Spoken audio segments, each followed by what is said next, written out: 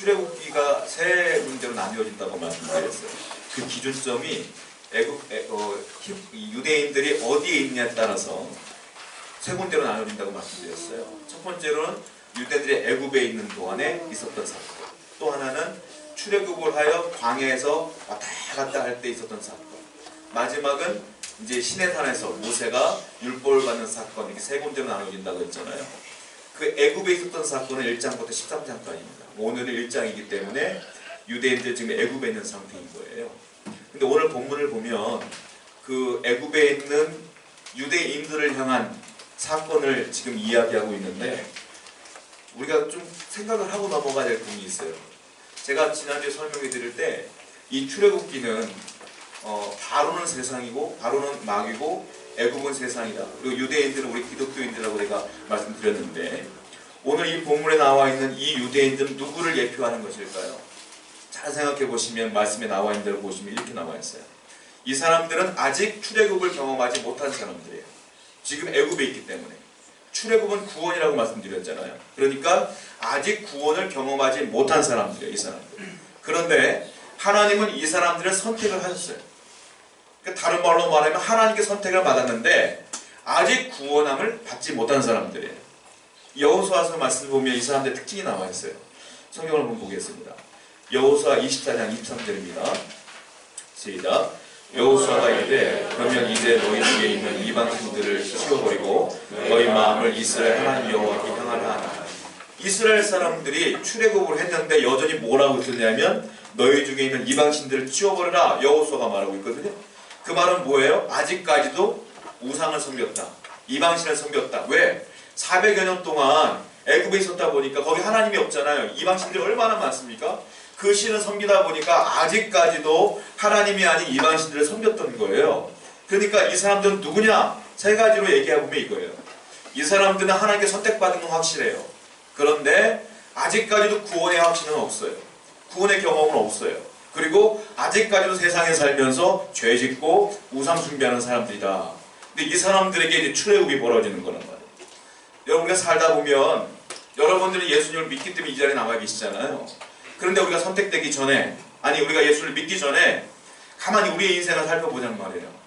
과연 그때는 하나님이 우리를 버렸느냐? 그렇지가 않아요. 저도 가만 보면 제가 10대 중반에 하나님을 경험했어요. 그러니까 10대 중반에 성령을 경험하면서 내가 스스로 제가 예수님을 믿습니다 고백을 처음 했단 말이에요. 그리고 제가 회개를 처음 했어요. 그때 기도라는 걸 처음 했어요. 그 전에는 주일학교를 다니고 다 했지만 기도를 한 번도 해본 적도 없고 성경을 읽어본 적도 없고 스스로 뭐 믿음은 있었어요. 제가 구원받는 건 선생님들이 맨날 말하니까 예수 믿으면 구원받아 말하니까 그냥 그런가 보다 했지, 제 스스로 예수님은 나의 구원자이십니다 라고 고백한 적이 한 번도 없어요. 그러니까 저는 10대 중반 전까지는 구원받은 경험이 없는 사람이었던 거죠. 마찬가지예요. 그리고 중요한 거 있는데 제가 나중에 나이를 먹고서 깨달은 게 있어요. 제가 구원받기 전에, 구원받은 경험을 하기 전에 제 인생 가운데 위기가 몇 번 있었거든요. 초등학교 때.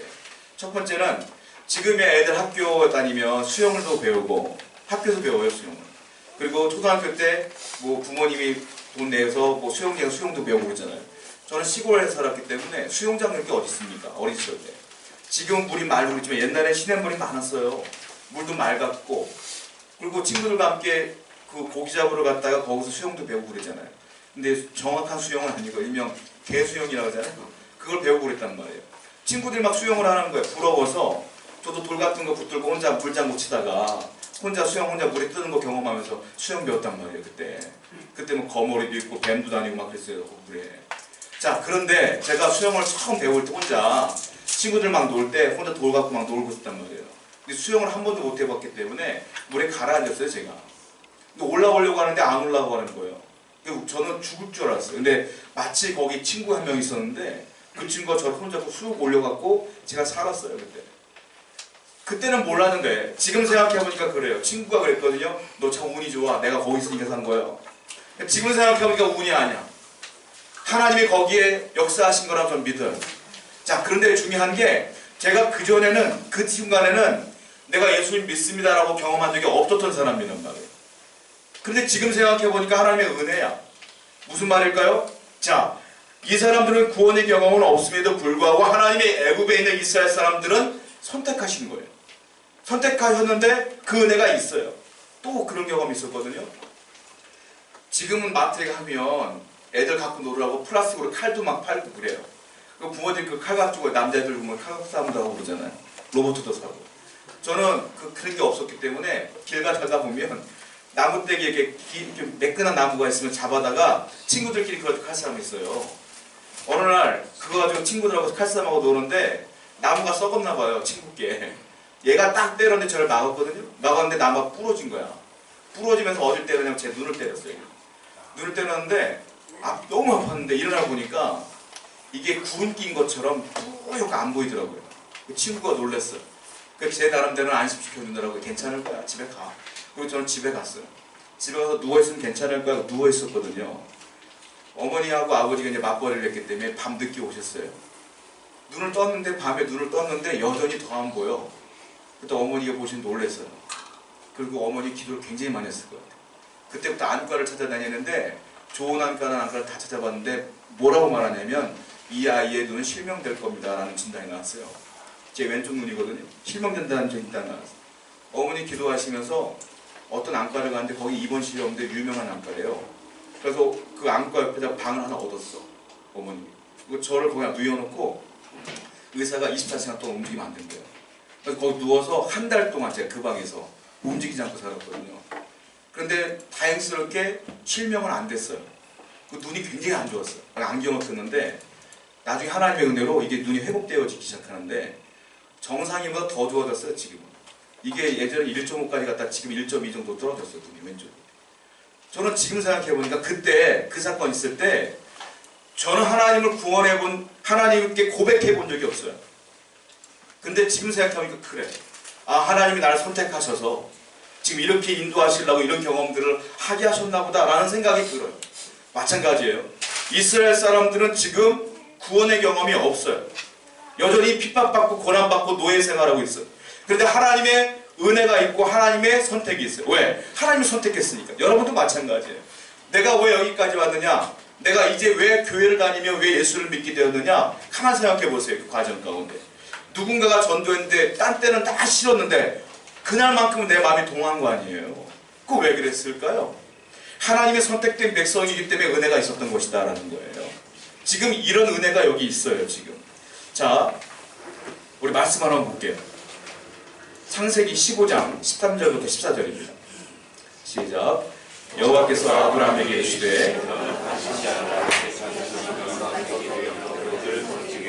그들은 400년 동안 내 자손을 괴롭히니 그들이 섬기는 나라를 내가 증거를 하시며 그 후에 내 자손이 큰 재물을 끌고 나오리라. 자, 보시면 우리가 고민할 게 있어요.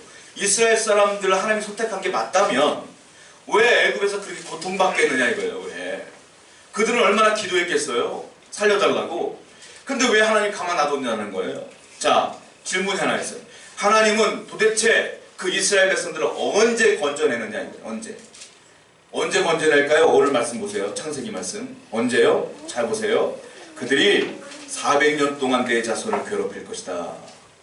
언제 건져낸다고요? 400년 후에.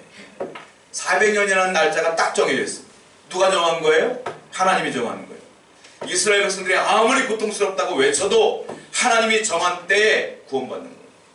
여러분들이 아무리 힘들다고 외쳐도 하나님이 건들만 하니까 놔두는 거예요. 언제 건져요? 하나님이 정한 때에 반드시 건져주시는 거예요.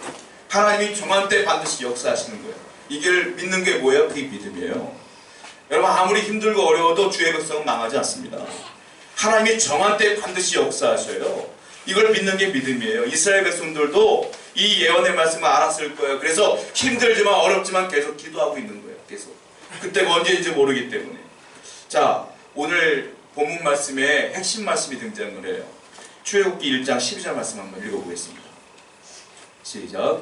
그러나 학대를 받을수록 더욱 번성하여 애굽 사람이 이스라엘에서 말미암아 근심하여.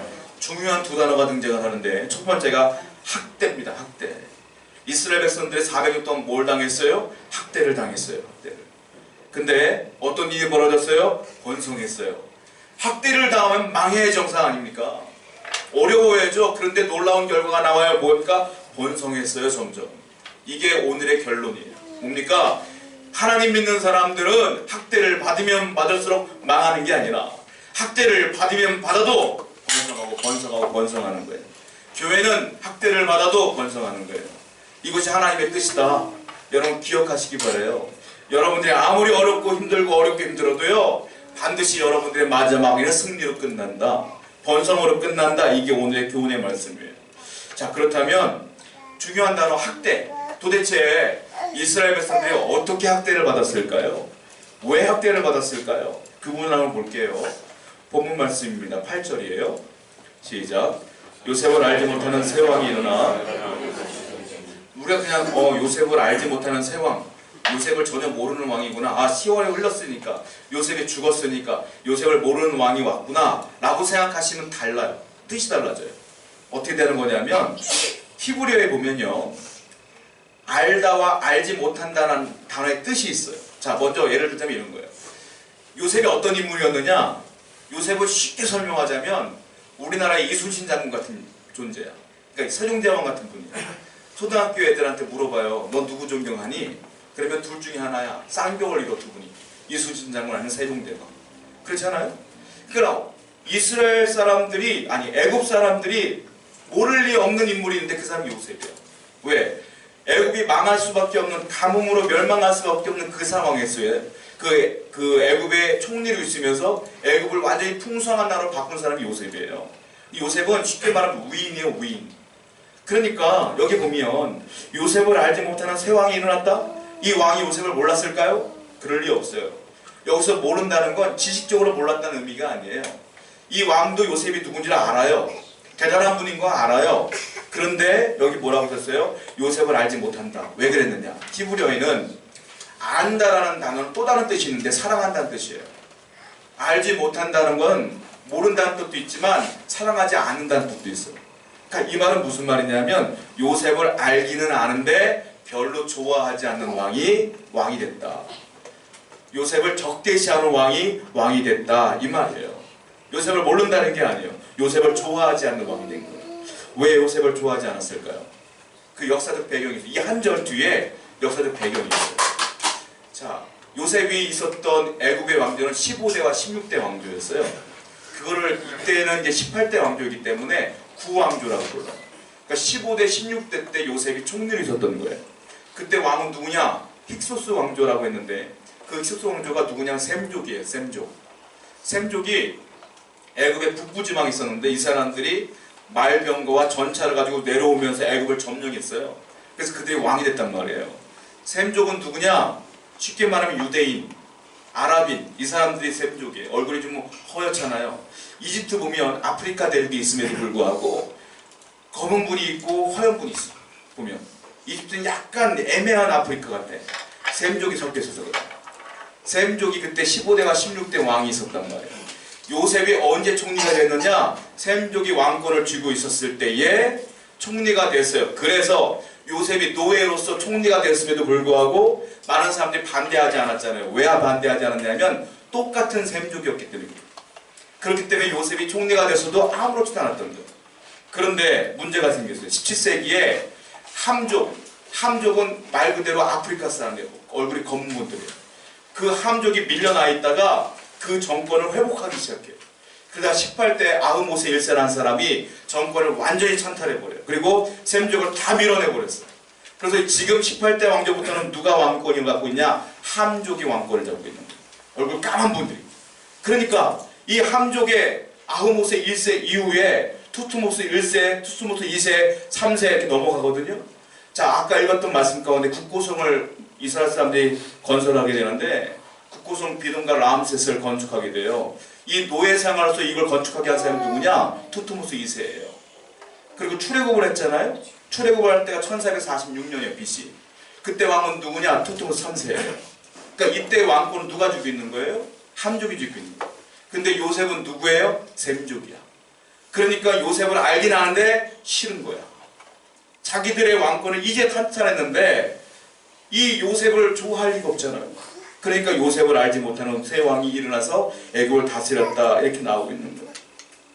그러다 보니까 이스라엘 사람들을 이 바로가 싫어할 수밖에 없어요. 자, 바로에게는 여러 가지 어려움 가운데 두려움 두 가지가 있어요. 먼저 말씀 볼게요. 출애굽기 1장 9절부터 10절입니다. 시작. 그가 그 백성에게 이르되 이 백성 이스라엘 자손이 우리보다 많구나보다. 자, 우리가 전쟁이 일어날 때에 우리 대적과 합하여 우리와 싸우고 이 땅에서 나갈까 하노라 하고, 자, 이 애굽의 바로가 두려운 게 있어요. 뭐라고 말하면 이렇게 말하고 있어요. 그가 그 백성에게 이르되 이 백성 이스라엘 자손이 우리보다 많고 강하다. 이스라엘 자손은 누굽니까? 셈족. 그러니까 이 사람들이 점점 많아지는 게 두려운 거예요.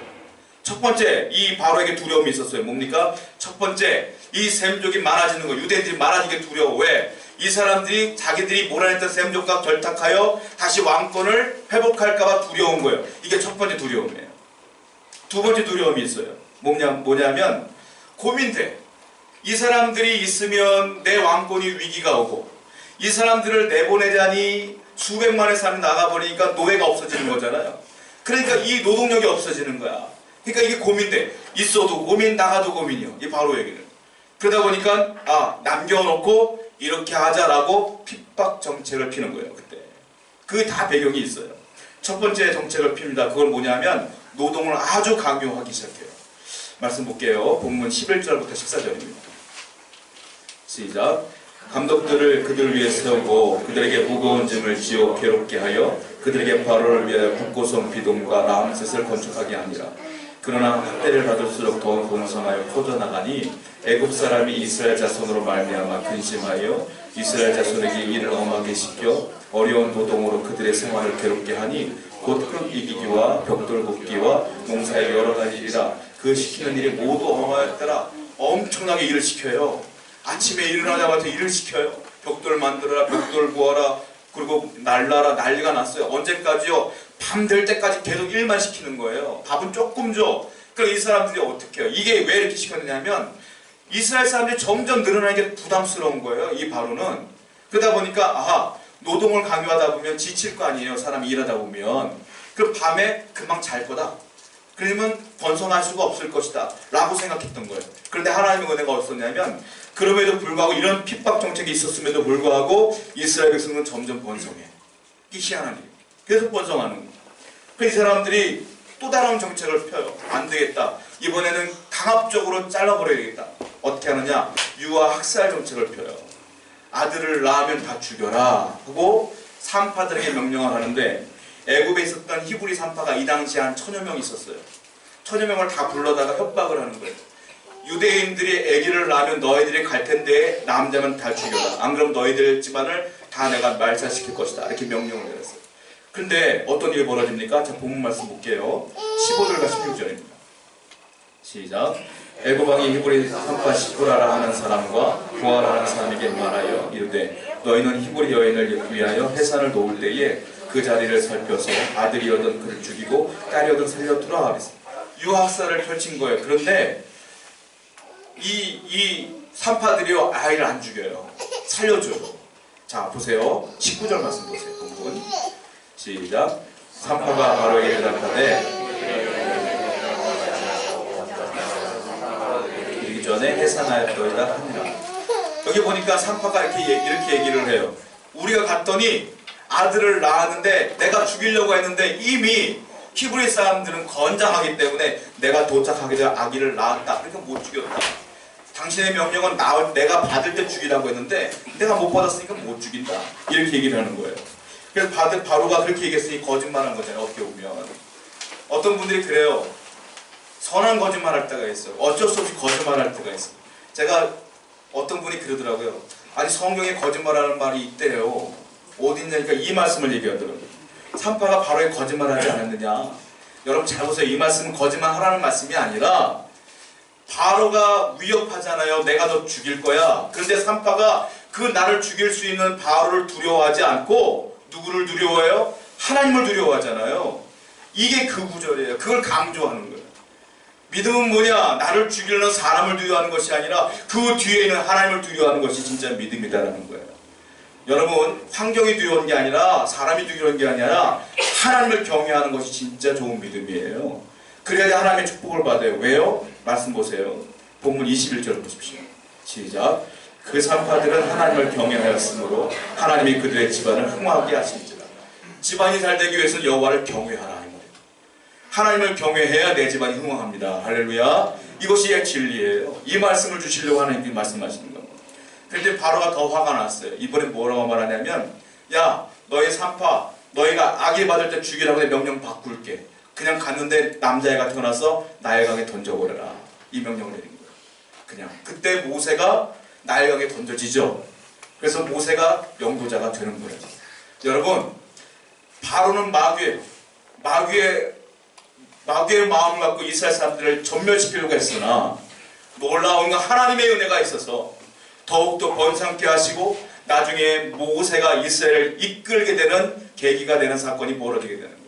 여러분, 지금도 마귀는 아무리 우리를 학대할지라도, 여러분도 넘어뜨리려고 할지라도 넘어질 수가 없어. 우리는. 왜? 하나님이 뒤에 딱 버티고 있습니다. 그러니까 여러분, 아무것도 두려워하지 말고 염려하지 마시기 바랍니다. 하나님이 함께 하시는 거예요. 자, 12절 말씀 볼게요. 시작.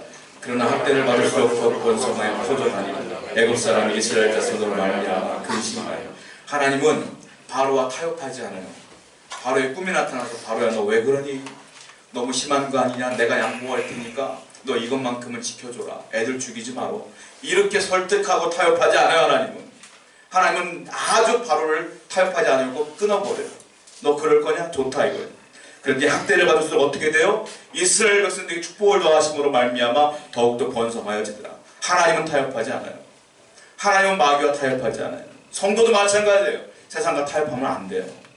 타협할 수 없어요. 우리는. 왜? 하나님을 믿는 믿음으로 사는 거예요. 결국 마귀의 모든 계획은 다 실패했어요. 하나님은 이스라엘 백성들을 그때부터 돌보기 시작해요. 어떻게 돌보십니까? 영문법에 보면 더 플러스 비교급의 반복해서 나오면 뭐뭐 할수록 더욱 뭐뭐하다 이런 뜻이거든요. 제가 이 본문 말씀 보니까 영어 성경에 보니까 the more 이 단어가 계속 나와. 그러니까 핍박을 받을수록 점점 더 번성하는 거예요. 핍박이 한 번 오는 게 아니에요. 두 번, 세 번 와도 계속 번성하는 거예요. 계속 번성하는 거예요. 여러분들이 아무리 어렵고 하나님의 은혜는 계속 승리하게 하신다. 이것이 믿음이에요. 이걸 믿고 사시기 바라요. 자, 우리나라에도요, 마귀가 교회를 공격하고 성도들을 공격하는 지 얼마나 많은지 몰라요. 저는 한국교육에 문제가 생길 때마다 기사를 보잖아요. 그때 나오는 댓글들을 볼 때마다 막 마음이 아파요. 대한민국의 모든 교회가 다 나쁜 교회인 것 같아, 보면. 우리 보고 막 욕하는데 너무 속상한 거예요. 저는 그런 생각돼요. 물론 교회가 잘못했겠죠.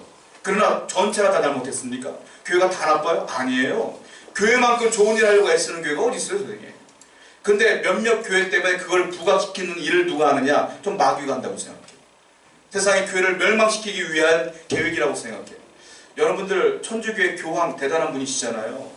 여러분들 존경하시죠? 세상 모든 사람들이 존경해요. 근데 교회사를 연구하고 신학을 배운 우리들은 좀 고민돼요, 사실은. 얼마 전에 대한민국의 교황이 왔어요. 근데 여러분들 그거 아세요? 많은 목사님들이 반대했던 걸 아세요? 나가서 교황 오는 거 반대했어요, 입국하는 거. 그때 이 기사가 난리가 났어. 왜 반대하냐, 왜? 그리고 그 반대하는 목사님들을 좀 나쁜 사람처럼 취급을 하더라고요. 저는 굉장히 마음이 아팠어요. 교황이 하시는 정치 저는 몰라요.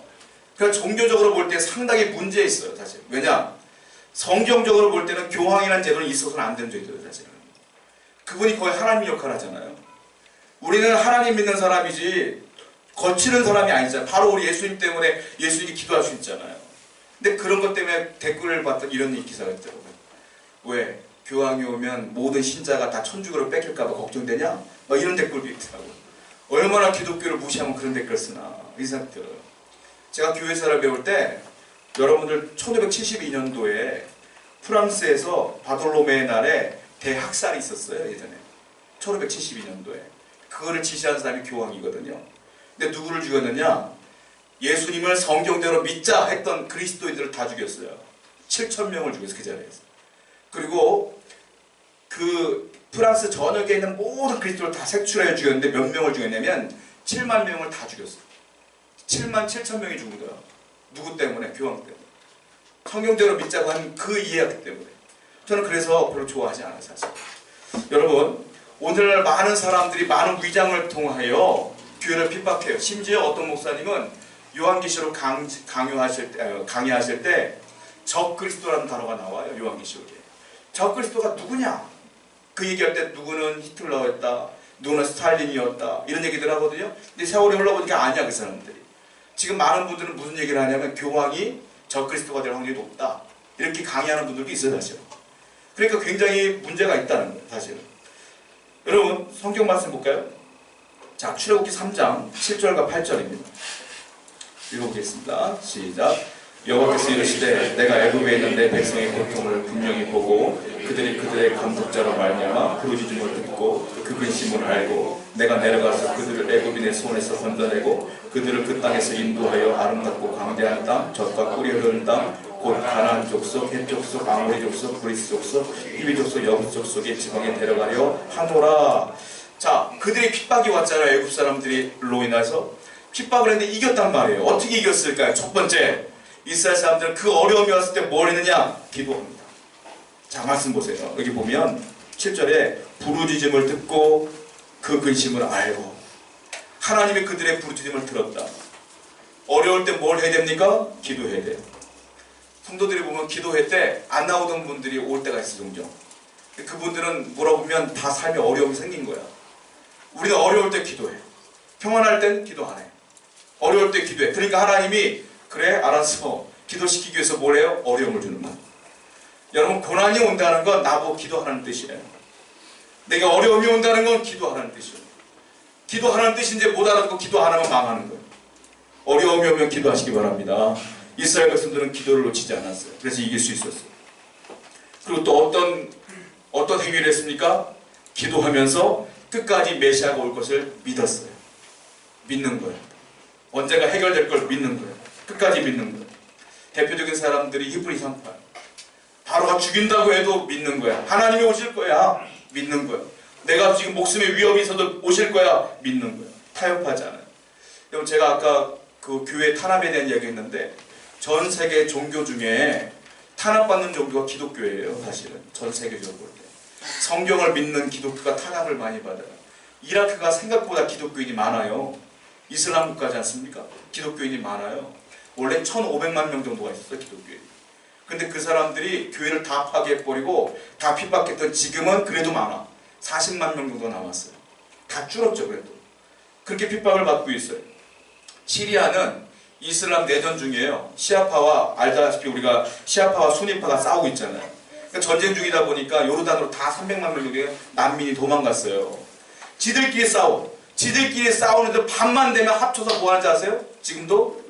제가 선교사님들의 얘기 들어보니까 밤만 되면 기독교인들 색출해 죽인대요. 지금도. 지들끼리 낮에 싸우다 밤에는 기독교인들 죽여. 그게 지금 현재 지금 상황. 여러분, 인도 가보면 힌두교잖아요, 인도가. 근데 힌두교인이 기독교인을 개종하려고 할 때 그들이 안 한다고 하면 휘발유 불태워 죽인대요, 그냥. 근데 법적으로 아무 조치를 안 한대. 인도 선교사님한테 들은 얘기예요. 근데 그것이 비일비재하대, 지금도. 아무런 얘기가 없대요. 그렇게 죽어나가고. 그 카자흐스탄과 우즈베키스탄 있잖아요. 여러분, 그날은 어떤 일인지 아세요? 되게 재밌는 얘기했어요. 제가 카자흐스탄 선교사님한테 들어본 얘기인데, 거기는 성경을 한번 읽잖아요. 읽다가 걸려. 그러면 벌금이 1,000달러. 성경 읽다 걸리면. 2번 걸리잖아요. 징역 3년이래요. 성경 읽다 걸리면 벌금 내고 징역 가요. 여러분들은 다 징역이에요, 거기가. 지금도 기독교는 핍박받고 있어요. 그런데 놀라운 게 있어요.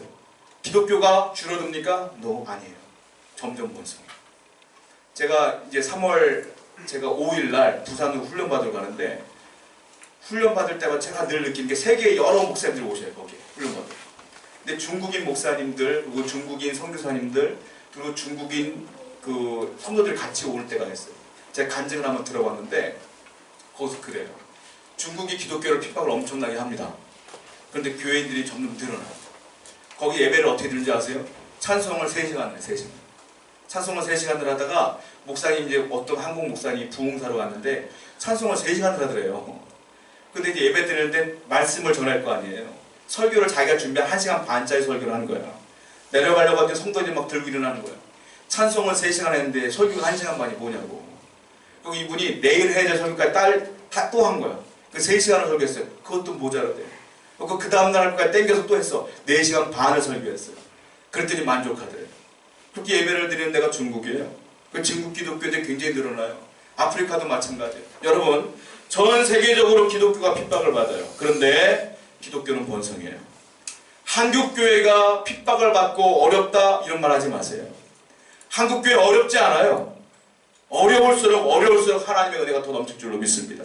더 잘 되는 거예요. 더 잘 되는 것을 믿어요. 여러분들의 삶이 어렵다 하지 말아요. 어려워도 하나님이 함께하면 더 잘 될 거예요. 전 믿어요. 그것이 믿음인 줄로 믿습니다. 성경에 그 얘기가 나와요. 빌립보서 말씀 보겠습니다. 빌립보서 1장 12절이에요. 시작. 형제들아 내가 당한 일이 도리어 사도 바울이 감옥에 갇힙니다. 빌립보서는 감옥에 있을 때 쓴 책이에요. 감옥에 갇혔어요. 성도들이 고민해요. 바울이 갇혔다. 큰일 났다. 복음이 막혔구나. 어떻게 하지? 그리고 바울을 가진 사람들은 의기양양해. 이제 끝났다. 바울이 갇혔다. 이제 복음은 멈췄을 거야. 바울이 뭐라는지 아세요? 잘 보세요. 내가 당한 일이 도리어 복음 전파의 진전이 된 줄을 너희가 알길 원하노라. 내가 비록 핍박을 받아도 하나님의 복음은 멈추지 않을 것이다. 이 말이에요. 우리가 아무리 어려움을 당해도 하나님의 뜻은 전혀 흔들림이 없어요. 그러므로 하나님은 신실한 분이기 때문에 끝까지 믿으시기 바랍니다. 자, 출애굽기 말씀 볼게요. 18장 11절입니다. 시작. 이제 내가 알아보다 여호와는 모든 신보다 크심으로 이스라엘에게 교만하게 행하는 그들을 이기셨도다. 누가 한 말이냐? 모세의 장이 이드로가 한 말이에요. 이드로는 하나님을 섬기는 사람이 아니에요. 이방신의 제사장이에요. 그 제사장이 출애굽을 했던 모든 과정을 모세에게 듣고 고백한 거예요. 뭐라고 고백하느냐? 이제야 내가 알았다. 모든 신보다 여호와는 크다. 이스라엘을 교만하게 행하는 그들을 이기셨다. 하나님은 결국 이기신다라고 이방신의 제사장이 고백하는 거예요. 하나님은 결국 이기셔요. 이 사실을 굳건히 믿고 여러분들 사시기 바랍니다. 그렇다면 이 원리를, 오늘의 이 말씀의 원리를 어떻게 우리에게 적용할 수 있을까요? 말씀 보겠습니다. 시편 119편 71절입니다. 시작. 고난당한 것이 내게 유익이라. 이로 말미암아 고난을 당했더니 그제서야 내가 하나님의 법을 알았고 말씀을 알았다. 고난이 없었으면 내가 몰랐다. 고난이 있어야 주님의 뜻을 알아요. 고난이 있어야 기도해요. 그러므로 믿는 자들에게는 고난이 어떻게 보면 선물이에요. 하나님 뜻을 알기 위한. 자, 이렇게 말했더니 사도 요한에게 많은 사람들이 질문을 해요. 뭐라고 질문하냐면, 무슨 말이에요? 고난당하다 목베임을 당한 사람 있잖아요. 아니, 고난당해서 믿었는데도 불구하고 목베임 당해 죽었어, 그 사람. 또 거기다가 예수 믿다가 망한 집도 많아. 그럼 그 사람들은 어떻게 해명할 겁니까? 라고 사도 요한에게 유대인들에서 질문을 했어요. 사도 요한이 요한계시록에 대답을 해줍니다. 성경 볼게요. 요한계시록 20장 4절이에요. 시작. 내가 노저들을 보니 거기에 앉은 자들이 있어 또 내가 보니 예수를 증언함과 하나님의 말씀 때문에 목베임을 당한 자들의 영혼들과 또 짐승과 그의 우상에게 경배하지 아니하고 그들의 이마와 손에 그의 표를 받지 아니한 자들이 살아서 그리스도와 더불어 1000년 동안 왕노릇하니, 그 질문을 받은 사도 요한은 여기에 대해 해답을 주시는 거예요. 뭐라고 합니까? 예수님을 믿다가 말씀 때문에 목베임을 당한 자, 사망한 자, 죽은 자들 어떻게 됐다고요? 하늘 날아갔더니 살아있더라. 살아있더라. 또 하나, 그들은 또 뭐하고 있어요? 그리스도와 더불어 1000년 동안 뭐예요? 왕노릇하고 있더라. 살아서 왕이 되어 있더라, 이 말이에요. 그러니까 너희들의 지금 모든 것들은 여기서 해결될 것이 아니라 하늘 날아가면 살아날 것이며 거기서 왕노릇할 것을 믿고 살아라. 그러므로 굴복하지 말고 믿음으로 살아라, 이 말이에요. 여러분, 우리는 이 땅에서 행복하려고 믿는 게 아니에요. 저 하늘 날아가서 주의 자녀답게 살려고 믿는 거예요. 그 사실을 굳건히 믿으시기 바랍니다. 어떤 목사님의 간증을 들은 적이 있어요. 그 목사님이 고난 얘기를 하시는데 이렇게 얘기를 하셔요. 건축을 하는데, 교회 건축을 하는데, 옛날에는 성도들이 다 벽돌 날르고 그렇게 건축을 했거든요. 저희 어릴 때 교회도 건축을 할 때 저희 어머니, 저희 아버지 다 나가서 막 건축하고 막 그랬었어요. 목사님이 이제 건축을 하시면서 본인도 같이 일을 하다가 너무너무 힘든 거야. 가난하다 보니까. 뭐라고 말하냐면, 하나님 고기 좀 먹고 싶어요. 이렇게 고민을 한 거예요. 정말 고기 좀 먹고 싶어요, 하나님. 고기를 한 번도 먹어본 적이 없는 거야, 목회하면서. 너무 가난해서. 근데 건축을 하는데 목사님 건축하다가 그 큰 못을 밟으신 거예요. 그 못이 들어왔을 거 아니에요. 얼마나 아팠겠어요. 큰 병이 걸려 다리가 팅팅 붓고. 그래서 목사님 누워 계시는 거야. 성도들이 그때부터 이제 문병으로 오시는데 다 고기 싸들고 전부 그 냉장고에 고기가 차기 시작해. 그 이후로 자기는 지금까지 고기를 먹고 싶을 때나 먹는데요. 그분이 그렇게 얘기해요. 하나님이 나 고기 주려고 고난 줬다고 그렇게 얘기하셨더라고요. 여러분, 고난이 있어야 하나님의 축복이 있어요. 이스라엘 백성들은 이 고난이 있었기 때문에 출애굽이라고 하는 구원이 있었던 거예요. 여러분들에게 고난이 있어야 은혜가 있어요. 고난 받는다고 낙심하지 마세요. 하나님의 축복임을 믿으시기 바랍니다. 예수님이 직접 말씀하셨어요. 성경을 보겠습니다. 마태복음 5장 10절과 12절입니다. 시작. 이를 위하여 박해를 받은 자는 복이 있나니 나로 말미암아 너희를 욕하고 박해하고 거짓으로 너희를 거슬러 모든 악한 말을 할 때에는 너희에게 복이 있나니 기뻐하고 즐거워라. 하늘에서 너희의 상이 큽니다. 너희 전에 있던 선지자들 이같이 박해하며 믿음을 지키다가 받는 고난은 축복임을 믿으시기 바랍니다. 자, 고린도후서 4장 17절 보세요. 시작. 우리가 잠시 받는 환난에 중한 것이 지극히 크고 중한 것을 우리에게 이루게 하미니 잠시 받는 환난은 잠시고 경한 것이 그러나 그 뒤에 오시는 놀라운 영광은 크고 중한 것이. 그러니까 믿음을 잘 지켜라 이 말이에요. 자, 하나님은 어떤 분이냐? 약속한 걸 반드시 이루셔요. 성경을 보고 마칠게요. 민수기 23장 19절입니다. 시작. 하나님은 사람이 아니시니 인생이 아니시니 후회가 없으시도다. 어찌 그 말씀하신 바를 행하지 아니하시며 하신 말씀을 실행하지 않으세요. 지금까지 제가 한 말씀을 말씀에 근거해 드렸습니다. 이 말씀은 하나님이 우리에게 주신 말씀이에요. 그러므로 이 말씀은 이 말씀에 비추어 봤을 때 그분은 거짓말하지 않기에 반드시 이루게 될 줄로 믿습니다. 여러분들에게 하나님의 은혜가 있을 것을 반드시 믿으시기 바랍니다. 우리 말씀 기억하시면서 찬양합니다.